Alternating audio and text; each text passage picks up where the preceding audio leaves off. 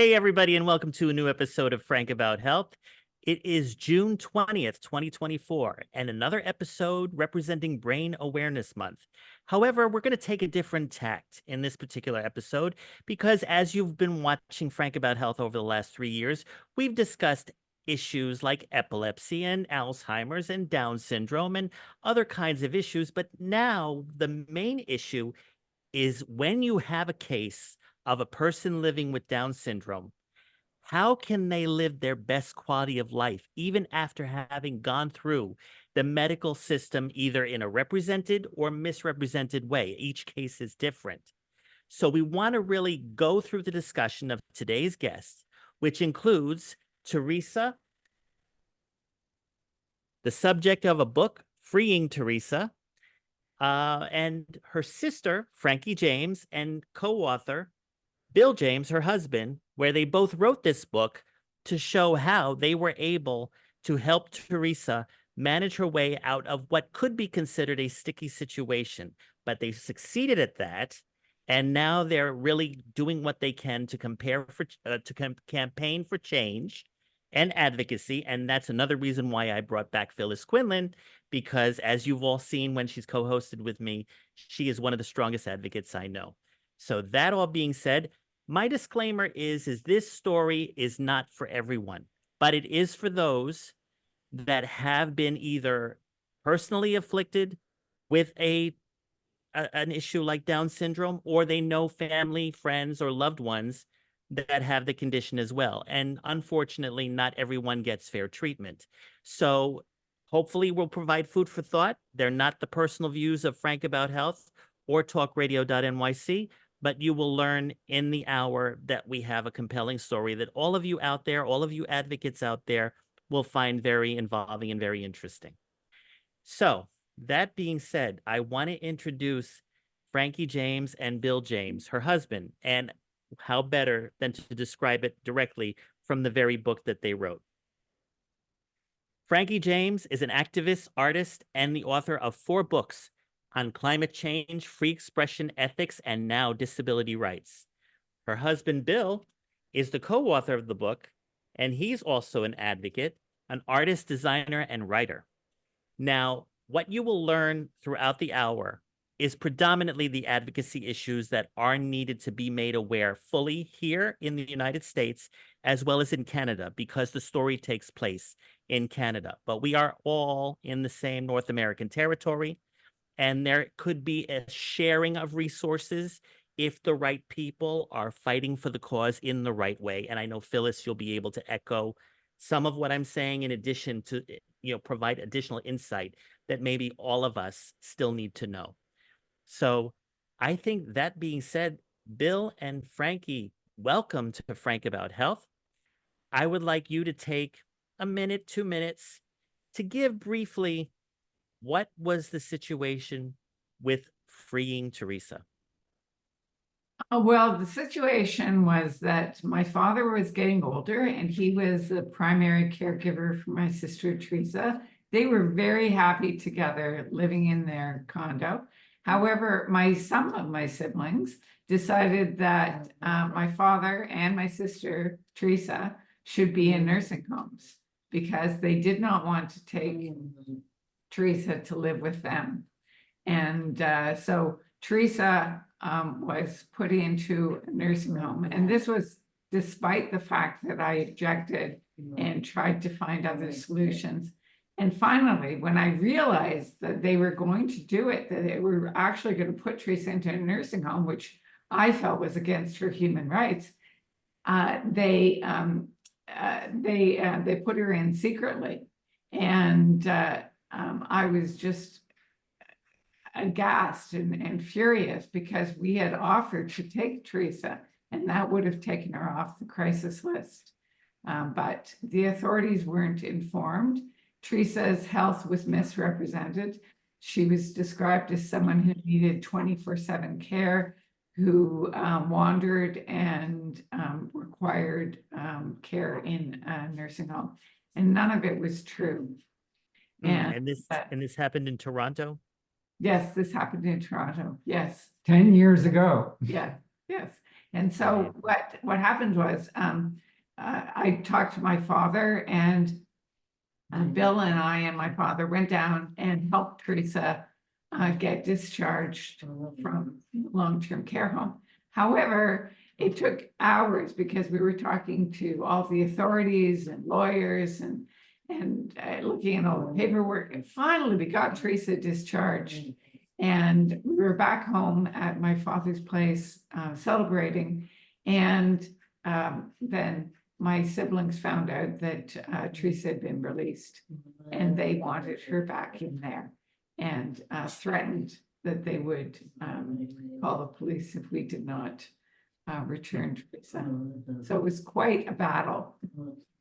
I gather as a result of all of that and trying to do what you can for the best interest of Teresa, you had decided to relocate into a much more safe haven, and where you get the supports that the continued supports now that you were also not just her sister, but her caregiver, correct?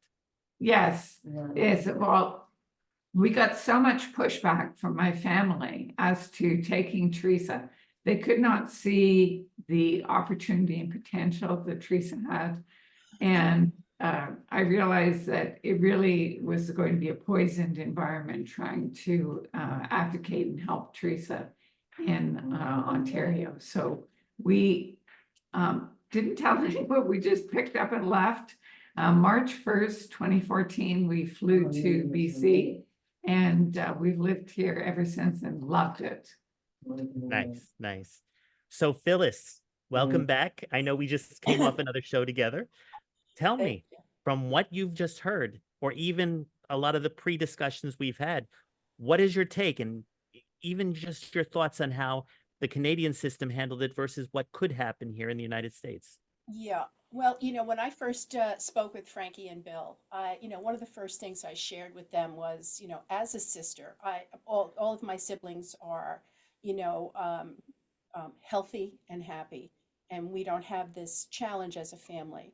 So I just really wanted to thank them on behalf of everybody, who's trying to do the right thing to protect people living with disabilities, and to advocate, just to truly advocate. As I started to read the book, and I was listening to other stories that were on YouTube and on Audible and everything, the thing that jumped off the pages, or the story that jumped off at me, was the fact that when the paperwork was completed for Teresa, which was required to qualify for long-term care in Canada, the paperwork was completed by a person, I believe it was a family member, I'm not sure, but it was completed or dictated to, in other words, the person interviewing and completing the paperwork was not interviewing Teresa. Because in the United States, to the best of my ability, with my background in long-term care and subacute care, Yes. that would have been, a real departure from what was appropriate, and certainly err on the side of, this not the greatest side of ethics and legality. So in the United States, we do have something called a medical data set, an MDS booklet. And I think we have something similar in Canada, or at least Bill has shared that with me. And it is a booklet. It's up to its third version. It's a booklet that has really evolved since the 90s. And it is finally, over time, probably one of the most inclusive and exquisite assessment tools I have ever seen. It's a real assessment of body, mind, and spirit, and certainly activities of daily living, depression, self-harm indicators, things of that nature. And the booklet has multiple uses. It's an assessment tool. It's a care planning tool. In other words, since this represents a picture of the family, we use it to drive care planning, and then we also use it for documentation. But why don't we look at a video of Teresa and let everybody see for themselves who she is? I totally agree, because, aside from assessments, the fact is anyone with Down syndrome has various paths to choose from, but we're looking at a very positive path.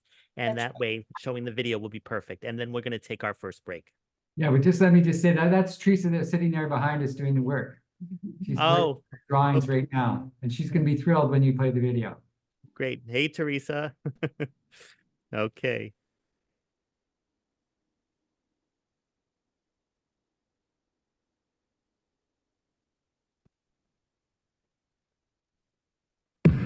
10 years ago, people assumed my sister's life was over. My name is Teresa. I am 49. I am turning 60. I am a female. I have been offended. The CCAC said I couldn't decide where I live or who cares for me. Then they put me into an old age nursing home. I did not want to be there. That is wrong. It's my own right to decide. Teresa fought back with a petition, 25,000 supporters, and a public letter. And finally, the government apologized.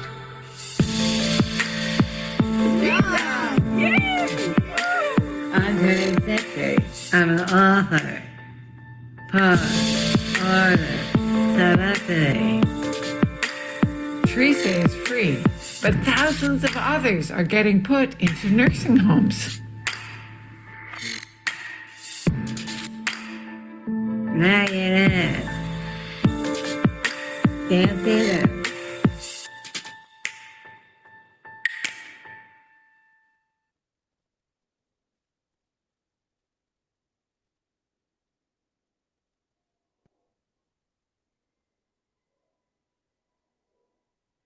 Teresa loves a video. Okay. All right. I think we're ready for our first break. When we return, we're going to really now explore. We'll get a discussion of what Down syndrome is. I think this is, after all, Frank About Health. So I'd like everyone to know clinically what it is. But we're really going to focus on the fact that Teresa Hartchild, which is her name, is basically living in a good functioning state. And I'm referring to her state of mind, her state of agency, her state of support that she does continue to have, both from Bill and Frankie, as well as from the Canadian system in British Columbia. So we'll be back in a few right here on talkradio.nyc and on our social media platforms, YouTube, Facebook, LinkedIn, and Twitch. See you in a few. Are you a conscious co-creator? Are you on a quest to raise your vibration and your consciousness? I'm Sam Leibowitz, your conscious consultant, and on my show, The Conscious Consultant Hour, Awakening Humanity, we will touch upon all these topics and more. Listen live at our new time on Thursdays at 12 noon Eastern Time. That's The Conscious Consultant Hour, Awakening Humanity, Thursdays 12 noon on talkradio.nyc. Are you a high-achieving, growth-oriented leader? Are you interested in developing your authentic leadership while creating a healthy, inclusive workplace? Hi, I'm Dr. Mira Brancu, host of The Hard Skills on talkradio.nyc at 5 p.m. Eastern on Tuesdays, where we discuss how leaders develop the hard skills needed to make a greater impact. We interview experts, have live coaching, and tackle these challenges. Listen to The Hard Skills on Tuesday at 5 p.m. Eastern on talkradio.nyc. Are you a business owner? Do you want to be a business owner? Do you work with business owners? Hi, I'm Stephen Fry, your small and medium-sized business or SMB guy, and I'm the host of the new show, Always Friday. While I love to have fun on my show, we take those Friday feelings of freedom and clarity to discuss popular topics on the minds of SMBs today. Please join me and my various special guests on Friday at 11 a.m. on talkradio.nyc. You're listening to Talk Radio NYC. Uplift, educate, empower.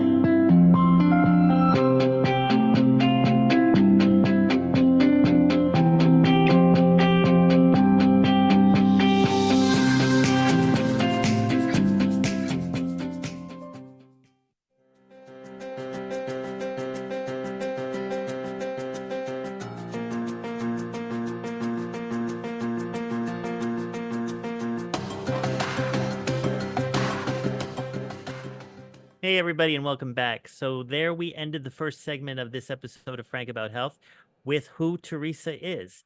And the biggest compelling aspect of her story is really in this book, which is a must read. But Phyllis, please finish what you were saying before we went to the video. Unmute. I think it's important for everyone to really understand that, if you are a family member, a friend, or a caregiver for someone living with disabilities, and you need to have any sort of care, whether it's home care, daycare, or even long-term care, it's really important that you insist that that assessment for entry into those levels of care be done by a qualified professional. That is number one. There is no way that anybody can be subjective about what's happening and what's going on, because there are unconscious biases, especially around people living with disabilities, and you're assuming this is going on. At some point, because of what was being told to the assessor and what the assessor for Teresa was not observing firsthand, she was actually going to get a diagnosis of dementia, which is ludicrous, just ludicrous.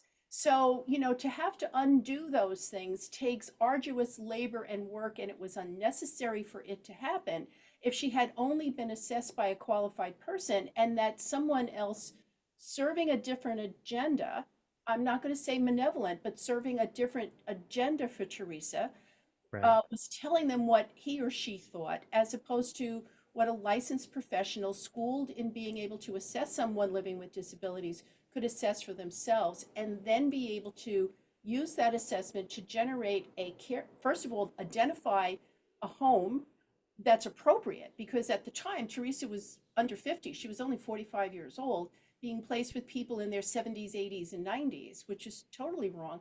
They have to put her in a correct facility with appropriate interventions, appropriate programs, appropriate training of the staff, and really make sure that Teresa's rights are, well maintained, because that residency, wherever she goes, that becomes her home.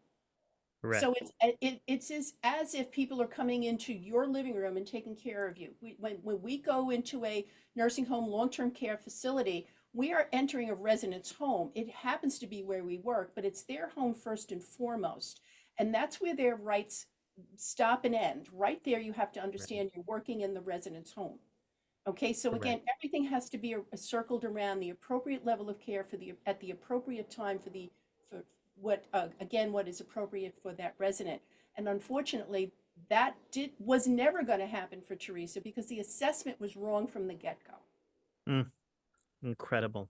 Yeah. I mean, at the same time, from what I've read in the book, and also spoke with you, Frankie, and you, Bill, about, with the family dynamics being as they were, if the destination or the goal was to just have her put in a facility, period, what didn't appear to be the concern of quality of care. It just was, let's move Teresa away from our line of vision. Would that be safe to say? Well, my siblings would argue that they loved Teresa, and their expression of love was to put her into a long-term care home, so she would have a roof over her head and food in her belly, and she would be paid for by the government. However, I think that totally, devalues Teresa's right to freedom and her right to be part of a family. She has had so much fun and love and joy and just wonderful things that have happened over the last 10 years since she's lived with us, that it could not have happened no matter, in any group home or any long-term care home. I was very impressed, Frankie and Bill, by your parents, by Frankie's parents, and their dedication to their daughter. Role modeling is the best way to teach something. And they taught love, compassion, acceptance, inclusion from the word go. And from what I'm sharing, from the book and everything, and the fact that your father reached out to physical therapy to make sure that she did have motor skills and fine motor skills developed early, even earlier than maybe a conventional toddler might even have, because she was going to have a very stiffer learning curve, and that to get her to do all those things. So when she entered that long-term care facility, she was drawing. She had been mainstreamed in school. She had friends. She had socialized. She was gardening. She was painting, as she is right now. She Yes. had a full life that was going to be cut off immediately because she was in the wrong facility at the wrong time in her life without any need for it to be there. There were options. There were loving family options that I just can't imagine. If I was your sibling and you're saying I'm going to take Teresa, I mean, I would say, and let me know what I can do to help, because oh my God, thank Exactly. you. Yes. Exactly. But not everybody has the gene of compassion and empathy. Not everybody can be a caregiver. People can be episodically good, but people who are professional and family caregivers really are among the most generous people on the planet. And I think that's demonstrated by your parents' behavior, especially your dad's behavior, even after your mom passed, and in your loving behavior. And she's thriving. I mean, you'd have to be blind not to see that she's happy, thriving, and doing great work. And her poetry is powerful. Thank you. One of the things Here's that one of her products of proving how much she's thriving. You know, Yeah. I love the story. I guess for the listeners and We should viewers talk out a little there, bit about what dementia, what Down syndrome is, so that our listeners might know a little bit about that. well, I have the definition right here, which is what I was about to mention. I mean, you mentioned earlier about the genetic chromosome for compassion. I mean, it sounds like that with all that Teresa has been through, she definitely has that chromosome within her. But the reason why I mentioned chromosome is because Down syndrome is defined as a genetic chromosome 21 disorder causing developmental and intellectual delays. Down syndrome is a genetic disorder caused when abnormal cell division results in extra genetic material from chromosome 21. Right. Now, it says about what the representations and features are, but I think that's irrelevant for this particular episode. Why? Because we're showing that even though she possesses that genetic abnormality, she's putting out product that an individual who's developed and is supported and is loved and is shown compassion and is getting the right supports medically as well as whatever other aspects of the government that is supporting, she does fit an outlier. And I think that when you talked, Frankie and Bill, in the book about how the family's involvement seemed to completely be distracted from that, it's as if they wanted to just show that they had their view as to who's different and who's not. And that's not the way you deal with healthcare on any level. It's division. So I think what is important for people who have differences is that they are always from the start, even when they're born, if the parents identify that they have such differences from the norm per se, that they already get all the necessary extra support that they can find, extra education, extra medical practitioners, and in some cases advocates. Yeah. Well, one of the things about being different is that there's sort of ableism, when people have a negative view about people with disabilities. So it affects everyone in their whole life. Correct. And Yeah, it truly does. and so Teresa faced that kind of prejudice against her when her assessment was done, because they didn't believe what she said. They believed what a normal person said. And this is a big problem for all kinds of people. I mean, as you age and people will criticize you for not think you're telling the truth, or if you have autism, epilepsy, you have a seizure, people might go, oh, that person is crazy. And you have the actual experience. So Teresa's lived experience as a person with Down syndrome is very valuable. And another thing that Teresa has done, which is really amazing, is her advocacy. Yes. So one of the first things that we did when we came out to BC was we helped Teresa launch a petition which asked the government to say sorry. And Teresa is just beautiful on that. I just love hearing her, say that she didn't belong in a nursing home and that she wanted the government to say sorry. It's really beautiful. And 25,000 people signed that petition, which is one of the reasons ultimately that the Minister of Health in Ontario apologized, because this was done against Ontario's policy and almost everywhere in North America. They don't want to put people with disabilities into long-term care. They don't belong, as Phyllis has described. And Right. but they're still there. There's something going wrong with the system. So the system tries to correct, and people have to speak up when they see someone who's misplaced. And a lot of people who are vulnerable, like a person with Down syndrome, they just don't get the respect they need to speak up for themselves. So other people have to stand up with them and for them. Right. Right. Well, I Right. think one of the It's so things that I important. love is your motto, nothing about us without us. And, I just think that's incredible because it really is at the heart of patient or resident-centered care, is that we're not going to tell you what you can do and what you can't, and we don't want to tell you what's right for you and good for you. If to the degree that you are able, please, we need to learn from you. And Right. in this era, of diversity, equity, inclusion, and belonging, this means everybody. This just doesn't apply to ethics or culture, or doesn't just apply to age. It applies to people with disabilities, living with disabilities, or people who would be considered conventionally healthy. It applies to everyone. And, we do have certain laws that, try to speak to this. But, Bill, you were sharing with me that there are many laws on the books, but not necessarily enforced. What's going on in Canada that you can share?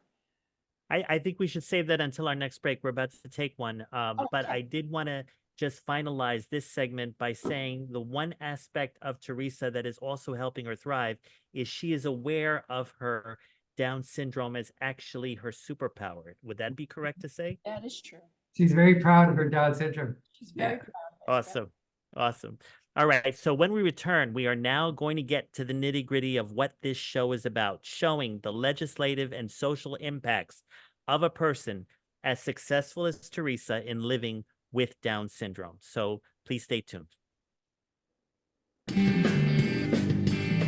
Hey everybody, it's Tommy D, the nonprofit sector connector, coming at you from my attic.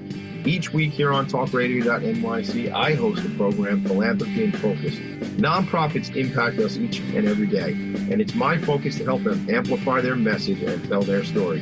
Listen each week at 10 a.m. Eastern Standard Time until 11 a.m. Eastern Standard Time, right here on talkradio.nyc. Were you an essential worker during the pandemic? If you needed to learn stages of epilepsy, did you depend on advocates? Did you use new innovations to cope with mental and neurological issues? Maintaining high quality of life and keeping good mental health are what we all strive for. I'm Frank R. Harrison, host of Frank About Health, and each week top healthcare influencers, professionals, and innovators answer these questions and more. Stay tuned on Thursdays at 5 p.m. on talkradio.nyc, and I will continue to be frank about health with all of you. Are you a business owner? Do you want to be a business owner? Do you work with business owners? Hi, I'm Stephen Fry, your small and medium-sized business, or SMB guy, and I'm the host of the new show, Always Friday. While I love to have fun on my show, we take those Friday feelings of freedom and clarity to discuss popular topics on the minds of SMBs today. Please join me and my various special guests on Friday at 11 a.m. on talkradio.nyc. You're listening to Talk Radio NYC at www.talkradio.nyc. Now broadcasting 24 hours a day.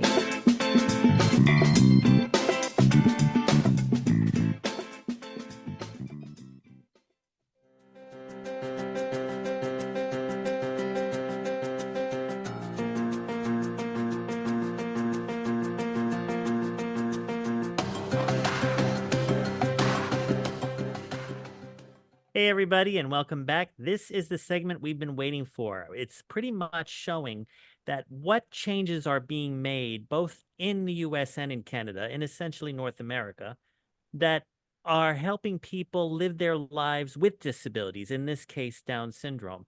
I think, Phyllis, we were talking about the American Disabilities Act. I think that would be a good place to start, and then make some comparisons like about Canada that we were going to go into. Unmute. Sorry about that. Both the No United problem. States and Canada have a Disabilities Act. And really, in the United States, it's called the American Disabilities Act. In Canada, it is called the Access Canada Act.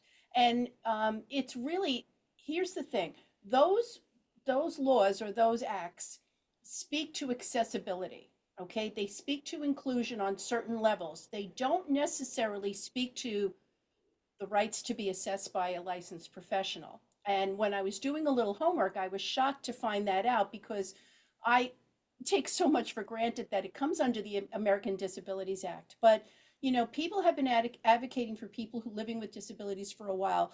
It seems as though the League of Physical Handicaps started had their first law or something on the books back as early as 1930.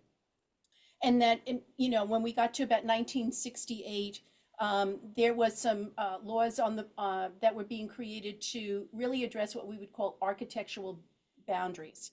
And so, you can see that your curbs are accessible for wheelchairs, that your buses and subways are accessible for wheelchairs, things of that nature. You would need to have an elevator in a subway system, not just the stairs or an escalator. So we started really taking a look because the assumption back in the day was that people couldn't access things, that therefore they did not need to be included because of their disability, when actually it was society's mentality and some of the physical structures, literally the architectural structures in society, that were holding people living with disabilities back. So once those barriers started to come away, people would be able to leave their home. They could do their shopping. They could hold a job. They could go to school. They could develop skills. And, once they literally could get out of the home safely and be able to get to things that most of us who don't need, assistance doing that are able to do no matter what. So the American Disabilities Act and the Canadian Act really speak to access. There are portions of that talk about accessing school, all right, so that children can be mainstreamed. And we know that that's what we call it here in the United States, that you can go to a school for specializing in educating children with physical disabilities, or you can be mainstreamed in the public schools. And I believe that's what Teresa's parents were taking advantage of when Teresa was younger. What's undeniable, regardless of any child, whether they are born with a disability or not, early intervention is everything. And I think one of the reasons why Teresa is thriving in the manner that she is because, God bless her parents, they were like, we're on this like white on rice. We are going to make sure that whatever she has to offer this world, she is going to be given the opportunity to do that. And it's that type of advocacy that's really most needed.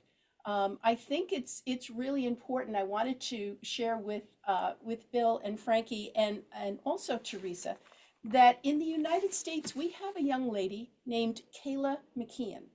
Kayla, McKeon. Kayla McKeon.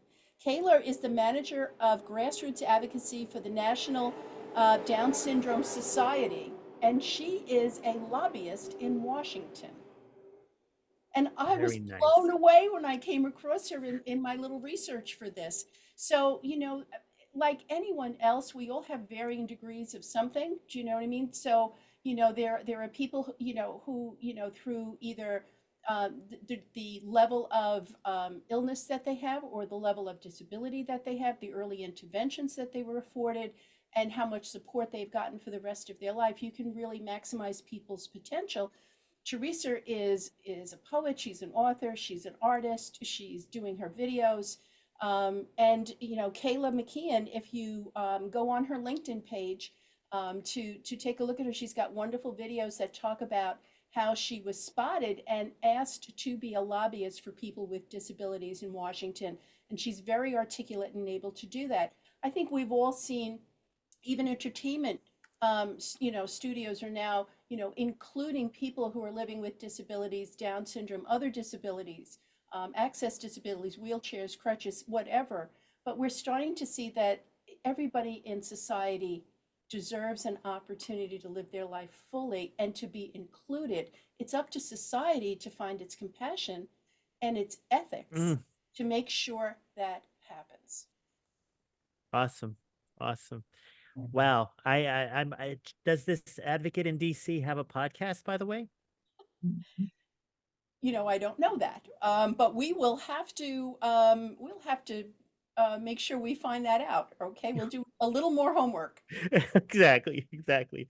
Now, I want to touch upon something that when we were preparing for this show, I think you, Bill, and Frankie were pretty much telling me about the specific steps that were taken to make sure that Teresa was taken out of that home. And the fight that you had sounds like it was due to differences in the way that they were treating her in Canada versus everything that Phyllis just outlined here in the United States. Do you want to compare and contrast the difference in how she was treated when you were in the process of freeing her from the home? Well, the interesting thing is that if Teresa had been living in the States, she might have been defended by the Olmstead Act, which happened about 25 years ago, and said that it was discrimination to segregate people with intellectual disabilities in long-term care homes or whatever. Right. That it wasn't fair to them. And so that has been very powerful. And the United States has brought forward many, many lawsuits against states who are trying to do the opposite. They're not, in some cases, enabling people to live in the community. So there's really a difference. I mean, as a Canadian, I looked at Olmstead Act and I think, wow, Americans are so lucky to have that, because the reaction to Teresa being put in long-term care was ho-hum. It was like, what difference does it make? What type of future was she going to have? Well, excuse me, if any of us got locked up, we would be furious. And Teresa had a life worth living. And so we wanted to advocate for her and help her to get out and live her life to the fullest. And as Phyllis has mentioned, Teresa has published a couple of books and art and poetry books, and they're really wonderful. And she's done so many things that would not have been possible if she had been segregated in care. What I think is so powerful of the story of your family, your journey with your sister and your husband, is really it raises awareness of the need for more community support. Everybody has the right to live in their home and or their community. If long-term care, subacute care is required, because that is the safest level of care at some point, then of course you take advantage of that, but you also need to be in a facility that's offering you age-specific programming and that you have a socialization. It's not one size fits all. And the Olmstead Act, believe it or not, Frankie, that's almost 50 years old now. It's 40 something years old, believe it or not. And the thing came out of the horror stories that were happening here in the United States, where we were warehousing people with mental health issues that were either being misdiagnosed, mismedicated, or or not treated appropriately. So we have our fair share of horror stories, but some very good things came out of that. I think we need to work with our legislators, both locally and nationally, state level and nationally, to really say that mental health issues are a part of health. Okay, so that and then people living with disabilities is another part of health, and not mix the two up. That we understand people living with disabilities, we understand mental health issues, we understand physical health issues, and that we offer, resources in order to keep people at home. I'm getting older and I am taking, looking at the architecture of my condo and making sure that I can age well at home. I'm getting groceries delivered at home. I'm doing my banking at home in preparation for hopefully aging in place. That may or may not work out, but that's my plan, and I would want Teresa to have that same plan, and you're offering that to her. I just think that people need to understand, and we need to learn more about the resources. Unfortunately, here in the United States, the economic crash of 2007 really depleted a lot of resources that we had to take care of people in the community. So I think now it's time to try to backfill and get those things up to a level where more and more people can get the services they need at home in their community, and if need be, the right level of care in an organization that's offering age-specific programming. Right, right.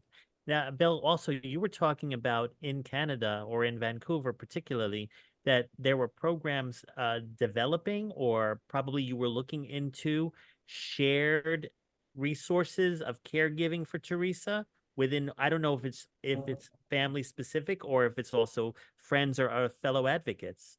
Well, What the, about the thing I might have mentioned was home share, which is home where share? That's what I meant. Yeah. where a person with disability, because the economics of putting a person in long-term care, it appears cheaper maybe for the family, but for the state itself, it's very expensive to keep someone in long-term care because you have a lot of stuff. So there's an economic, policy for the government to try and keep people in the community, to age at home in place. And home share is one of those things where a person with a disability lives with someone else, and they may not be a relative.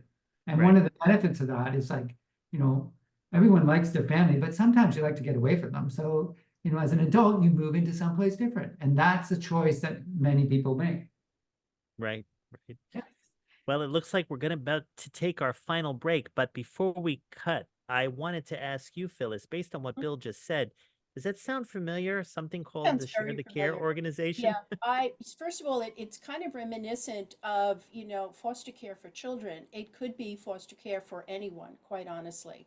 Right. And I think that, if we had more daycare programs, you'd find that people are able to still work and get people out to a program. Just the way you get your kids to daycare, you could get someone living with disabilities to the correct program and engagement. Same thing for elders.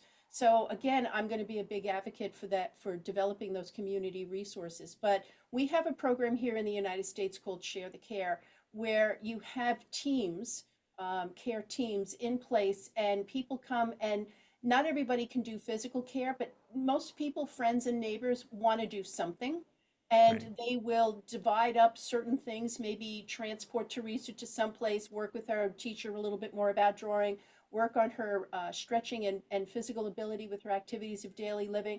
There are certain things people can do, and I would recommend for the two of you the book Share the Care, written by Sheila Warnick, as a great resource for going forward. Yes. And when we return right here on Frank About Health, we will now look into the future of Teresa, as well as both Frankie and Bill, and of course you as well, Phyllis, because the point of the matter is you may have a disability, whether it is Down syndrome or beyond the spectrum or epilepsy, as we've been talking about, but it's how to use the disability as an ability. And that's what we want to wrap up this particular episode about when we return. So please stay tuned. Are you a high-achieving, growth-oriented leader? Are you interested in developing your authentic leadership while creating a healthy, inclusive workplace? Hi, I'm Dr. Mira Broncu, host of The Hard Skills on talkradio.nyc at 5 p.m. Eastern on Tuesdays, where we discuss how leaders develop the hard skills needed to make a greater impact. We interview experts, have live coaching, and tackle these challenges. Listen to The Hard Skills on Tuesday at 5 p.m. Eastern on talkradio.nyc. Hey everybody, it's Tommy D, the nonprofit sector connector, coming at you from my attic. Each week here on talkradio.nyc, I host the program Philanthropy in Focus. Nonprofits impact us each and every day, and it's my focus to help them amplify their message and tell their story. Listen each week at 10 a.m. Eastern Standard Time until 11 a.m. Eastern Standard Time, right here on talkradio.nyc. Are you a conscious co-creator? Are you on a quest to raise your vibration and your consciousness? I'm Sam Leibowitz, your conscious consultant, and on my show, The Conscious Consultant Hour, Awakening Humanity, we will touch upon all these topics and more. Listen live at our new time on Thursdays at 12 noon Eastern Time.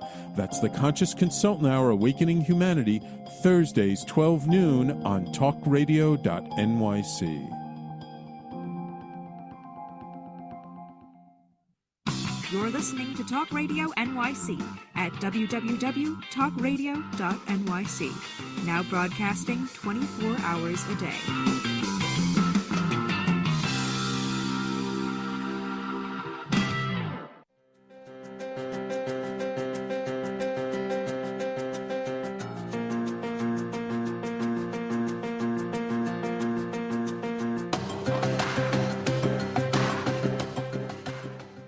Hey, everybody, you've been listening to the legal and social impacts of any individual living, in this case, with Down syndrome. That being said, we understand there is a whole story here showing how government and family dynamics serve as an interplay in the care of Teresa, and it's not a positive one at that. But in this book, which is a must read, what you learn is how Teresa's family stepped up and advocated to have the right representation in their home country in Ontario.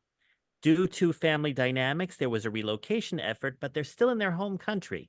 That's the point. And as you've learned throughout the 45 minutes, there are differences between the US and Canada, some not so good, some even better. It's just a matter of advocating and integrating. Bill, you've mentioned to me when we've had our pre-discussion yesterday that there are laws in place, but there are not the right advocates implementing those laws. And I know that's part of both of you in your continued fight for Teresa, even though she still remains free and is living a productive life, because the thing is now she's a role model for others living Down syndrome that may not have the same opportunities that Teresa did have. So I would like you to talk about not just some of the podcasts and appearances that you've had, but where you are headed after Frank About Health in terms of forwarding the advocacy work, and not just for Teresa, of course, but for others living with these conditions, and how you're trying to interface with the US government along with the Canadian government, and the ways that you're going about that. So we're speaking at a number of different conferences and on podcasts in Canada and the US. I recently did a panel called The Quiet Reinstitutionalization of Young People with Disabilities in Long-Term Care, because it is happening all over Canada and the US. It is a worldwide phenomenon. And when this first happened to Teresa, I thought she was the only one to have been put in long-term care this way at such a young age. But it actually is happening all the time, because people are discounting their lives and saying, what difference is it gonna make? Well, it makes a big difference, and we need to step up. And so what we found is that many people are really responding to our message, and it's just really heartfelt comments from people, like one woman who was in a wheelchair and was saying to us that she was kicked out of her family by her parents, and she wished that she had had a sibling who'd stepped forward to defend her rights. So that's really heartwarming to hear that. In that case, it's sad for the woman that she didn't get the support, but I'm glad to hear that she appreciates what we did for Teresa. Right. And also, I assume Teresa is working on more books in the near future, correct? Yes, well, actually, the new book that we've got coming out is the audiobook version of Freeing Teresa. And that's very exciting, because there's a cast of over a dozen actors, and it's really dramatic. It's a great thing, I think. Well, the other thing is we have Lauren Potter, who starred in the TV show Glee. She has Down syndrome, and she is playing the role of Teresa in the book, and she's fabulous. And we sent her the book, and she was so excited about the thing, saying Teresa's great, and she wanted to do the role, because Lauren is just a terrific actress, and she's kind of a comedian in a way, but this is a serious role for her, and so she's really stepping into it. And the second platform is excellent. You're going to reach so many more people with that audio platform. That's yeah. Yes, absolutely. I mean, the other thing is that we had actors play both Frankie and Bill. Like, you know, it wasn't just because Teresa had Down syndrome, it was So because, Meryl hey, Streep you is need doing you, professionals. Frankie, is that it? Pardon? Meryl Streep is playing you, is that No. We have a woman named Jackie Blackmore in the audiobook. So this is just audio, but she has Right. a beautiful voice. And Yes. she really has an emotional connection with the story. Like when you listen to her read it. And the fun part is the dialogue between this family. There's a family conflict in this. And the police come in, we have scary police officers. It's really dramatic. But the next thing after that is book 2, which is the second part of Teresa's story, where she really does her advocacy. And this is where Teresa finds her voice, where she does her petition, she does her videos and all that stuff. So it's going to be a lot of fun. Yeah. Well, I think that's Awesome. just incredible. I just can't thank the two of you enough, and Frank for giving you for doing what you've done in raising awareness and really speaking for people whose voice is maybe muffled too much by society and others, and of course Frank giving you this forum to share. I think if you do just a quick Google search, you're going to find that there is story after story of people being inappropriately admitted to long-term care facilities. And I think people are, I'm going to try to think that people are trying to be benevolent and get people, into a safe place. But it's not the right level of care for the right thing. And more than likely, their needs are not being met correctly. So then they're going to deteriorate even further. So, I'm really hoping that you continue with your advocacy, you continue with your book writing and video and podcasts, because this is a voice that needs to be, this is a story that needs a voice. And it's the only way that we can affect change. So what's that old saying? A few people dedicated to a mission and purpose are really the people who can create the largest change because it's heartfelt. And I just Right. think you're doing incredible work and should continue to do that. I just want to say one more thing, Frank. There are wonderful societies and programs out there. There is the Down Syndrome Association of Ontario. There is also the Federal and Provincial Disabilities group that is also in Canada. The Canadian Down Syndrome Society, the National Down Syndrome Society. In the UK, it's the Equality and Human Rights Commission in the UK. If we work with these folks, they are the subject matter experts. They have the ear of politicians and people who can drive programming and funding. And I think a time for collaboration between people who are living it and people who are advocating it is here. Correct. At the risk of exposing my entertainment industry experience, there is a company called Shondaland, which has produced Scandal, Grey's Anatomy, as Yeah. well as Finding Anna.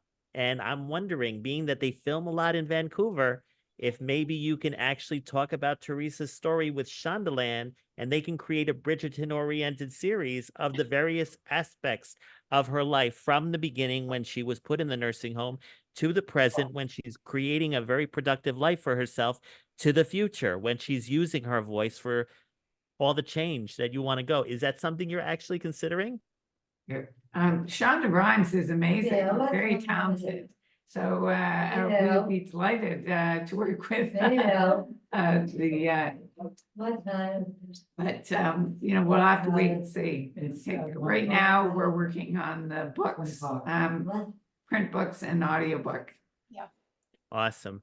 Well, I mean, that's the whole point of what we've been talking about pretty much the past hour, that when you are dealing with government intervention, which is our right as we age, whether it's in the US or in Canada, the government is not the medical profession. So they implement the laws, but they don't use the compassion element that we find in most health practitioners. So it only leads by default, especially when we went through a time like COVID, that we have to do our own self-advocacy with all of our media outreach that we have access to, whether it is podcasts or writing books, or who knows, maybe getting an Emmy Award one day for because of any potential work that could happen. So Shonda, if you're listening, I hope you do talk to these fine people. Well, we're about to end this particular episode, but remember what I said. For those of you who are watching this show, please leave all of your comments on our social platforms, LinkedIn, Facebook, YouTube, and Twitch. We are at the same time available by email. Mine is frankrharrison1@gmail.com. But would you, both Bill and Frankie, like to share whatever email or socials they can reach you at if they want to explore Teresa's story even further? Well, you can go to freeingteresa.com, which is our book website, or you can follow Frankie on Instagram at frankie.james, and you can follow Teresa on Instagram, Teresa Hartchild. And if you just Google them or search for them on Instagram, you'll find them. And Frankie and Teresa put up all kinds of pictures and videos. And a lot of it is advocacy, but some of it is just like day-to-day stuff that you see what life can be for anyone, just enjoying being in the community and being with your friends. Yeah. And before we sign off, remember everybody, Freeing Teresa by Frankie James, co-authored by Bill, and Totally amazing. Totally amazing. Yes, I'm so sorry. It was a contrast in the lighting. But that all being said, everybody, thanks for being on this episode of Frank About Health. Stay tuned for tomorrow's slate of shows, always Friday, as well as Philanthropy in Focus with Tommy D. And then on Tuesday, the Hard Skills, as well as I'll be back after the Conscious Consultant Hour next week. So, ladies and gentlemen, thank you for being here today. Thank you, Bill and Frankie, and of course, you, Phyllis. And we'll see you next week. Thank you. Goodbye. Bye, Teresa.